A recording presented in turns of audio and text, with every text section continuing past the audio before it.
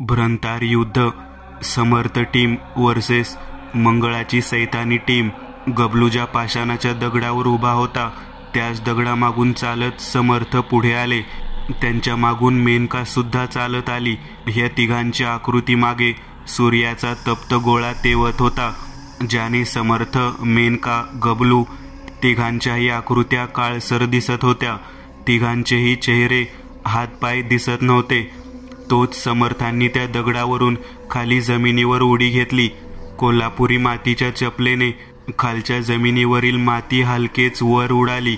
अंगात फुलबायांचा भगवा कुर्ता, खाली सफेद शिवलेली पॅन्ट, पायात कोल्हापुरी चपला, व्ही आकाराचा तेजस्वी चेहरा, टोकदार नाक, टपोरे डोळे, बारीकसे ओठ, डोक्यावरच्या केसांच्या उजव्या बाजूला भांग पाडला होता.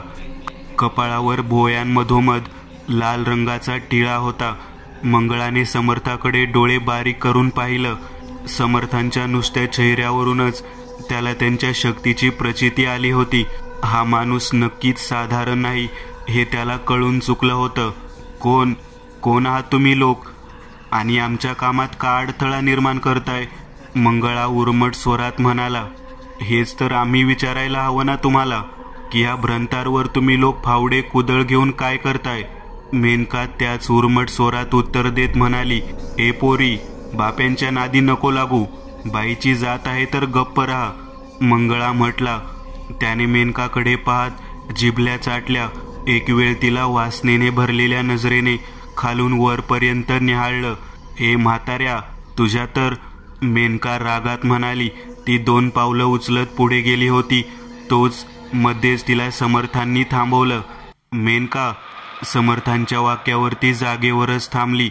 हे पहा, तुम्ही कोण आहात हे मला तुमच्या कपड्यांवरून पाहता चांगलंच कळालंय, आणि तुम्ही इथे काय शोधताय ते सुद्धा मला चांगलंच माहितीये.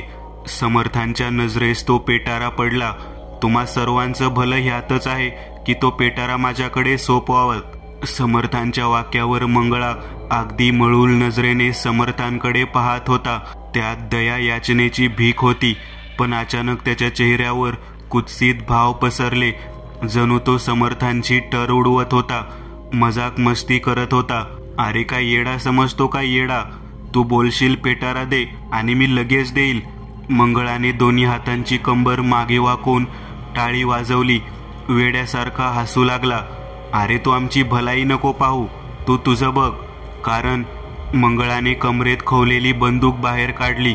माझी सटकली ना तर इथून तुझं मड पण जाणार नाही आणि आत्मा पण, कारण ही सैतानाची अवलाद माणसाच्या मांसांची लय हावरट आहेत. मंगळाने त्या बंदुकीकडे पाहिलं. त्याला वाटलं होतं की बंदूक पाहून हे तिघे इथून पसार होतील, घाबरतील, मृत्यूची भीक मागतील. पण नाही. समर्थ एकटक मंगळाकडेच पाहत होते. ती टपोऱ्या डोळ्यांची नजर जकोबाचे अवसान गळवत होती. जकोबाने भीतच औंढा गिळला. मग त्याने त्या सैतानी मजूर लोकांकडे पाहिलं. ए बघता काय, जेवायला आला आहात का? मारा साल्यांना, हाडांचा खुळखुळा बनवा एकेकाच्या, जा. मंगळाने त्या सर्व सैतानी मजुरांना हुकूम सोडला. सर्व सैतानी मजूर ओरडले. समर्थ, मेनका, गबलू तिघांनाही त्या सैतानी मजुरांनी गोल घेरा घातला होता. गबलू हळूच त्या घेऱ्यातून बाहेर पडला. तसंही त्याचं तिथे काही काम नव्हतं. हातात फावडे कुदाळी नाचवत ते समर्थ, कृणाल आणि मेनका दोघांवर हल्ला करण्यासाठी तयार झाले होते. मेनका, तयार, समर्थ म्हणाले. मेनकाने मानेनेच होकार दर्शवला आणि तोच हल्ला झाला. एका सैतानी मजुराने आपल्या हातातली कुदळ समर्थांवर उगारण्यास नेली, परंतु समर्थांनी तिचा वार चुकवला. तसं वरून येणारी कुदळ जमिनीवर आदळली. हीच संधी साधून समर्थ, कृणाल ह्यांनी त्या सैतानाच्या थोबाडावर एक मुक्का लगावला. त्या मुक्क्याने समोरच्या सैतानी मजुराची जागेवरच सफेद राख झाली. ही सैतानी मजूर म्हणजे बाहुल्या होत्या, बाहुल्या.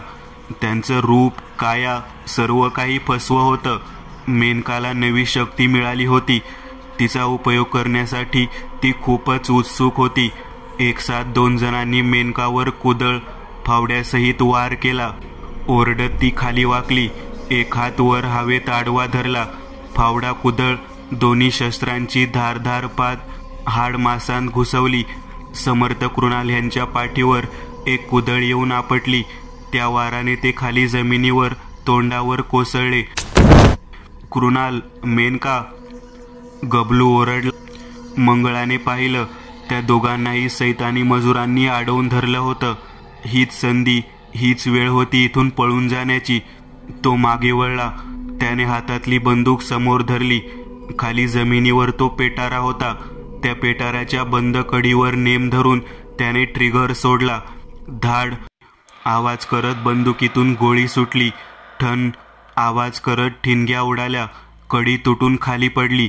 आवाज इतका मोठा होता की जमिनीवर तोंडावर पडलेले समर्थ, खाली जमिनीवर एक ढोपा वाकून जमिनीवर बसलेली मेनका, दोघांनी वळून जखोबाकडे पाहिलं.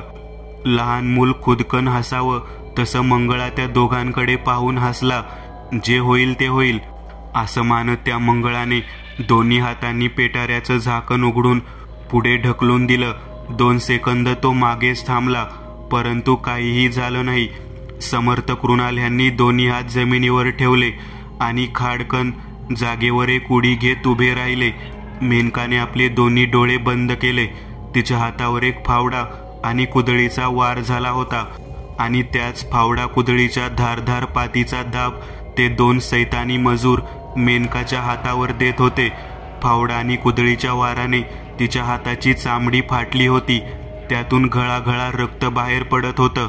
फावडा कुदळीची धारधार पात मांस चिरून हाडात घुसू पाहत होती. वेदनेची मर्यादा आता सहन करण्यापलीकडे निघून गेली होती. मेनकाच्या सहनशक्तीचा अंत लोप पावला होता. तिच्या सहनशक्तीच्या मर्यादेपल्याड रागाची ज्वालामुखी होती. वेदना त्या रागाच्या ज्वालामुखीला ठोकर बसवत तिला डिवचत होती.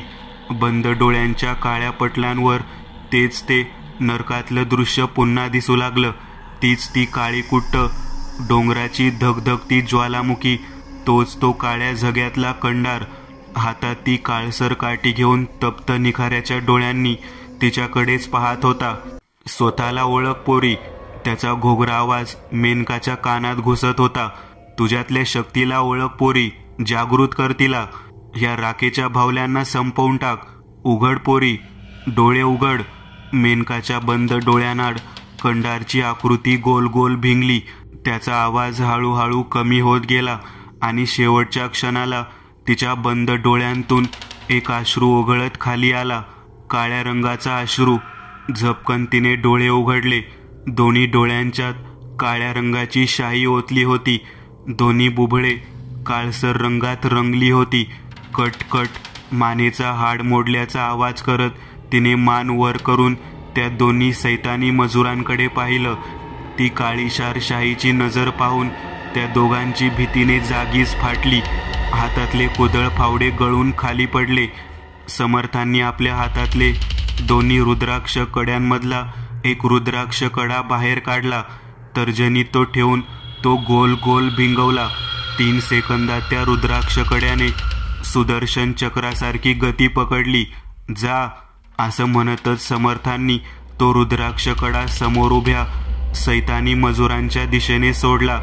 हवे सुदर्शन चक्राप्रमाणे तीव्र वेग आणि तप्तता धारण करत तो रुद्राक्ष कडा त्या दोघांच्या दिशेने पोहोचला. सप सप आवाज करत एकाच्या पोटातून तर दुसऱ्याच्या छातडातून आरपार होत बाहेर आला.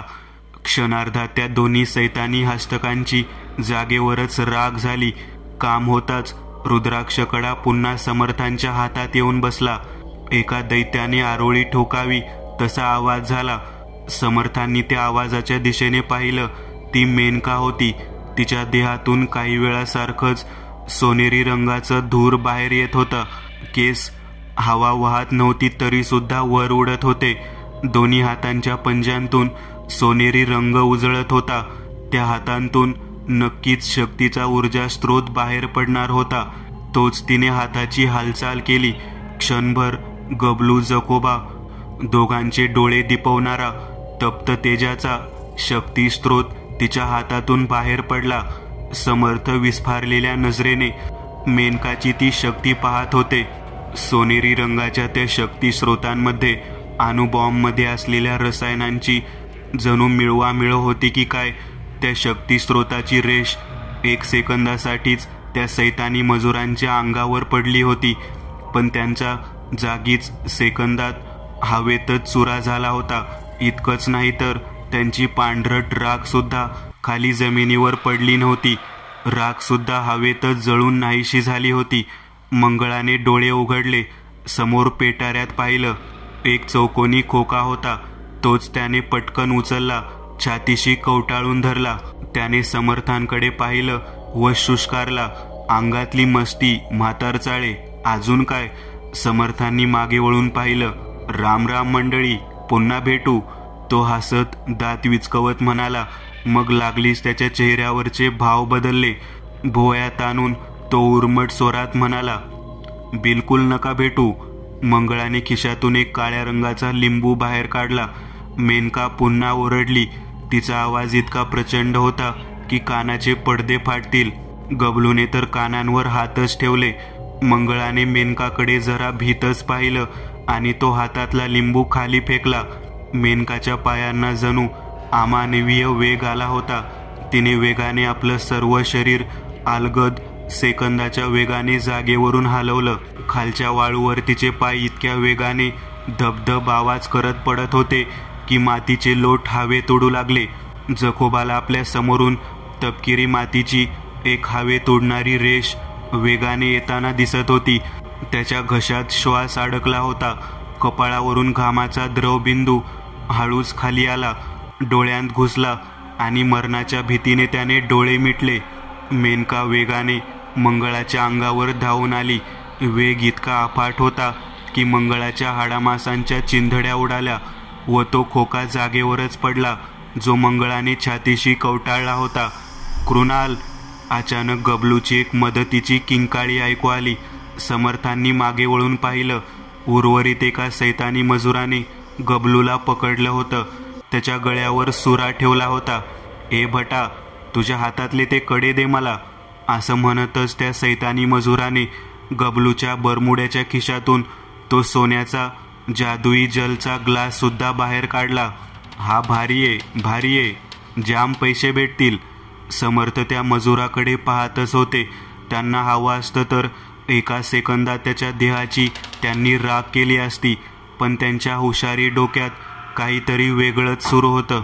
अचानक गबलूची एक मदतीची किंकाळी ऐकू आली. समर्थांनी मागे वळून पाहिलं. उर्वरित एका सैतानी मजुराने गबलूला पकडलं होतं. त्याच्या गळ्यावर सुरा ठेवला होता. ए भटा, तुझ्या हातातले ते कडे दे मला. असं म्हणतच त्या सैतानी मजुराने गबलूच्या बरमुड्याच्या खिशातून तो सोन्याचा जादुई जलचा ग्लास सुद्धा बाहेर काढला. हा भारी आहे, भारी आहे, जाम पैसे भेटतील. समर्थ त्या मजुराकडे पाहतच होते. त्यांना हवं असतं तर 1 सेकंदात त्याच्या देहाची त्यांनी राख केली असती, पण त्यांच्या हुशारी डोक्यात काहीतरी वेगळंच सुरू होतं. हे कडे हवे आहेत तुला? समर्थ म्हटले.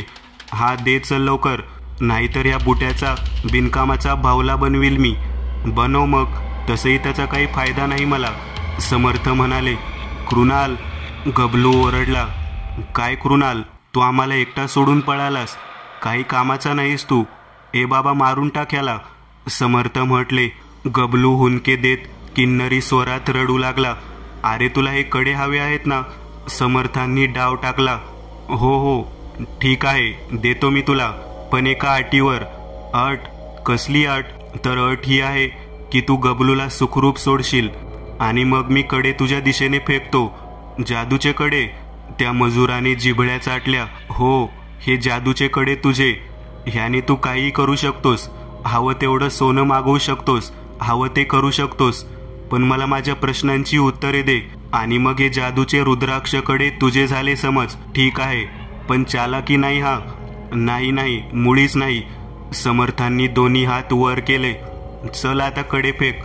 तो हैवानी मजूर म्हणाला. थांब, आधी त्या गबलूला इकडे पाठव. समर्थ म्हटले. ए जा रे. त्याने गबलूला सोडलं. तसा बारीकसा गबलू तुरू तुरू चालत समर्थांजवळ चालत आला.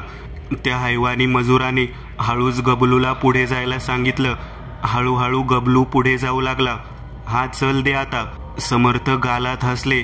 त्यांनी दोन्ही हातातले कडे काढले. महादेवा क्षमा करा. समर्थांनी दोन्ही कडे कपाळांना लावले आणि अलगद त्या सैतानी मजुराच्या दिशेने फेकले. त्या रुद्राक्षांचा अपमान व्हायला नको म्हणूनच समर्थांनी माफी मागितली होती. त्या सैतानी मजुराने ते कडे आपल्या हातात पकडले आणि जसं त्याने ते कडे हातात पकडले तप्त विस्तव पकडल्याची त्याला जाणीव झाली. हातातला एक कडा तपकिरी ज्वालामुखीच्या लाव्यासारखा उजळून निघाला होता. हे कडे साक्षात शिव महाकाल काळभैरव महादेवाच्या गळ्यातील माळेचे होते. वाईट वाममार्गी क्रूरताने भरलेल्या पापीने जर ते हाती घेतले तर त्याची जागेवरच राख होईल. त्या सैतानी मजुराच्या देहाला असंख्य भूकंप आल्यासारख्या चिरा पडल्या. त्यातून लाव्याच्या विस्तवासारखी चमक बाहेर पडली. डोळे, कान, नाक ह्या सर्वातून धूर निघाला जात त्याच्या देहाचा जागीच एक स्फोट झाला. दोन्ही रुद्राक्ष कडे खाली जमिनीवर पडले. समर्थांनी हळूच हात वाढवून ते उचलले, पुन्हा हातात घेतले. समर्थ, मेनका डोक्याला हात लावत त्यांच्या जवळ आली. काय झालं इथे? आणि तो वात्रट म्हातारा कुठे गेला? तो मेनकाला पुन्हा काहीच आठवत नव्हतं. तो म्हातारा मेला. गबलू हसत म्हटला. मेला? पण कसा? मेनका म्हटली. मेनकाच्या वाक्यावर समर्थ 2 पावले चालत पुढे आले. गबलू मेनका समर्थांकडे पाहत होते व समर्थ आपल्या सर्वांकडे पाहत एक डोळा मारत म्हटले, अगले एपिसोड में मिलते हैं. तोपर्यंत तुला आठवणही येईल.